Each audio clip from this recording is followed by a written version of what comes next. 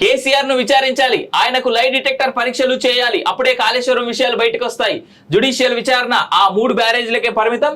Phone tapping ను పట్టించుకుంటే కక్ష సాధింపు అంటారు. దీనిపై వాళ్ళు సిబిఐ విచారణకు డిమాండ్ చేయట్లేదేం.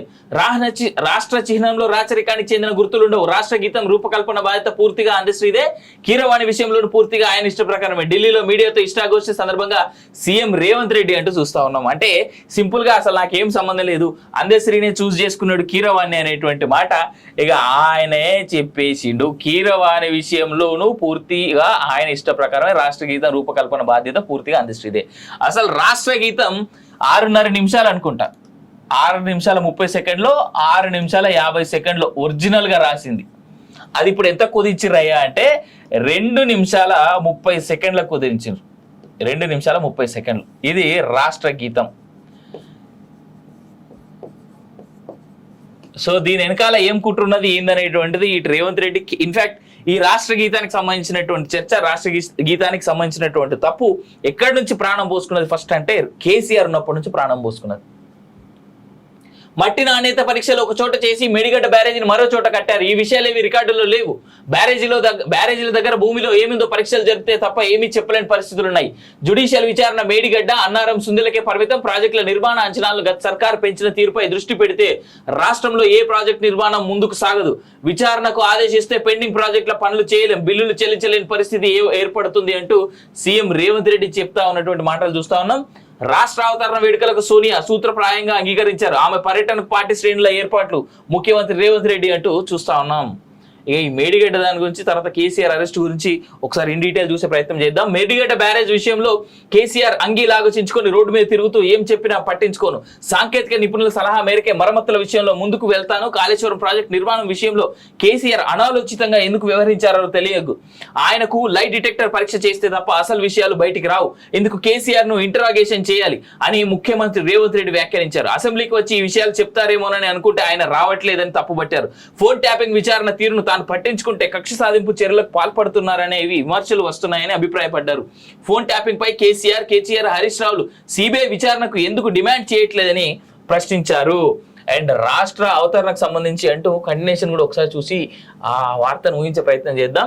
వేడుకలకు సోనియా గాంధీని ఆహ్వానించడానికి మంగళవారం ఢిల్లీకి వచ్చిన ఆయన తుగ్లక్ రోడ్లోని తన అధికార నివాసంలో జరుగుతున్న పనులను పరిశీలించారు.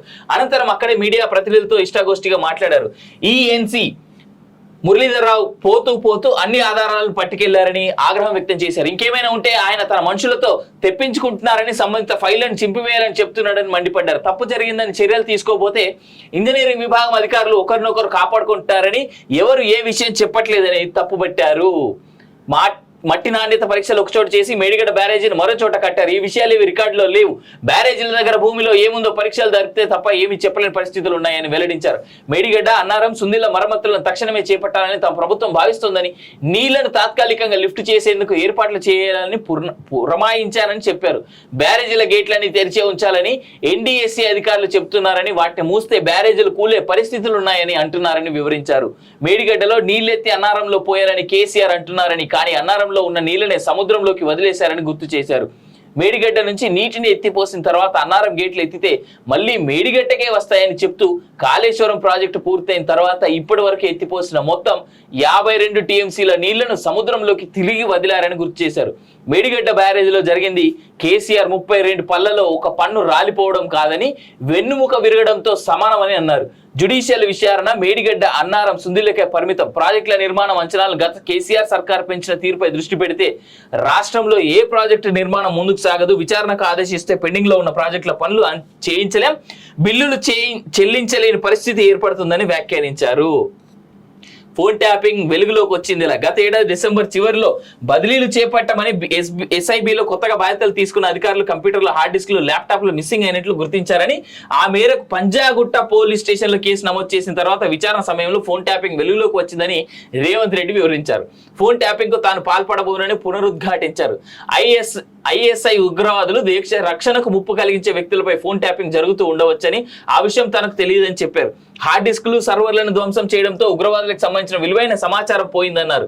ఏపీలో 100 మంది అధికారులను ఎన్నికల కమిషన్ గోడకేసి కొట్టినట్లు చేసిందని, కానీ తమ ప్రభుత్వ హయాంలో ఆరోపణలకు కూడా తావివ్వలేదని, ఎన్నికల తీరుపై బీఆర్ఎస్ బీజేపీ నేతలు కూడా ఆరోపణలు చేయలేదని వ్యాఖ్యానించారు.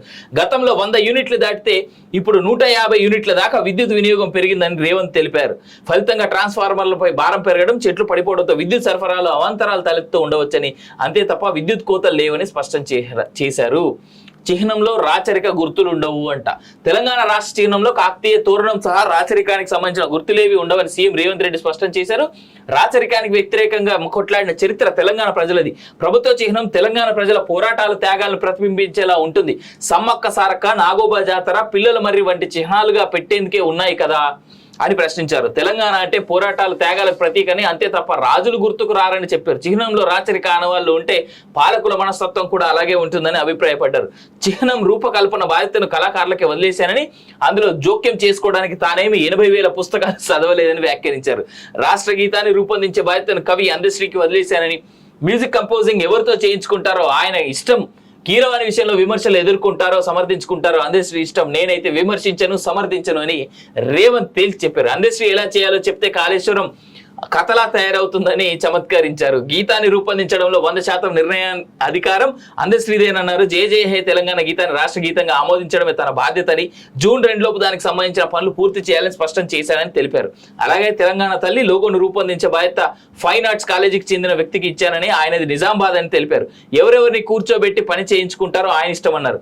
తెలంగాణ మీడియా ఛానల్లో చాలా వరకు ఉత్తరాది వారిని కెమెరామెన్లుగా నియమించుకుంటారు, ప్రోగ్రామ్ ను కవర్ చేసేది వాళ్ళే కదా అని చమత్కరించారు. అంటే ఢిల్లీలో ఆ నార్త్ వాళ్ళే ఎక్కువ ఉంటారు కాబట్టి దాని గురించి ఆయన మాట్లాడుతూ ఉన్నాడు అనమాట. బట్ ఏదేమైనా ఒకటి ఈ గీతానికి సంబంధించి, రాష్ట్ర గీతానికి సంబంధించి నాకు సంబంధం లేదు, మొత్తం ఉన్నదల్లా ఆయనే చూసుకుంటున్నాడు అందశ్రీ అని చెప్పి చేతులు ఎత్తేసిన రేవంత్ రెడ్డి. ఒక రకంగా మంచిది. అది రేవంత్ రెడ్డి తన మీద ఉన్నటువంటి మార్కుని, మచ్చని పక్కన తోసేయడానికి ఛాన్స్ ఉన్నది. ఇక రెండో విషయం అయితే, కేసీఆర్ ని అరెస్ట్ చేసి విచారించాలనేటువంటి వాదనతో మేము ఏకీభవిస్తాం. ఎందుకంటే ఒక ఫోన్ ట్యాపింగే కాదు, కాళేశ్వరం ఒకటే, మేడిగడ్డ, అన్నారం, సుందీలనే కాదు, మిగిలినటువంటి అన్ని విషయాలు కూడా ఆయన పైన ఎంక్వైరీలు చేసి చేయాల్సినటువంటి అవసరం ఎంతో కొంత ఉన్నదనేటువంటిది నేను కూడా చెప్తా ఉన్నా. రైట్. ఇక హైకోర్టు జడ్జి ఫోన్ పైన నిఘా. అసలు ఇది భారతదేశంలోనే చాలా దారుణమైనటువంటి పరిస్థితి. ఆఖరికి న్యాయాన్ని అందించేటువంటి సంస్థల వ్యక్తుల పైన కూడా నిఘా పెట్టిరంటే వీళ్ళని ఏ చెప్పుతోని కొట్టాలి బీఆర్ఎస్ వాళ్ళని. జస్టిస్ శరత్ వద్ద ప్రభుత్వ బీఆర్ఎస్ నేతల కేసులు ఉండటంతో ఆయన ఫోన్ ట్యాప్. మునుగోడులో కారు గెలుపులో మాదే కీలక పాత్రత. కామారెడ్డిలో కేసీఆర్ గెలుపు కోసం శ్రమించాం. రేవంత్ సోదరుడు కొండలరెడ్డి ఫోన్ ట్యాప్ చేశాం. నిరుద్యోగంపై కేటీఆర్ ను విమర్శించిన విద్యార్థి నేతల పైన నిఘా. బీఆర్ఎస్ కు నిధులు సేకరించాం. మా ఆదేశాలతోనే రియల్టర్ సంధ్యా శ్రీధర్ రావు బీఆర్ఎస్ కు 13 కోట్లు ఇచ్చారు భుజంగరావు. రోజుకు 40 నెంబర్ల ట్యాపింగ్. కాంగ్రెస్ బీజేపీ నేతలు డబ్బు పట్టుకోవడమే లక్ష్యంగా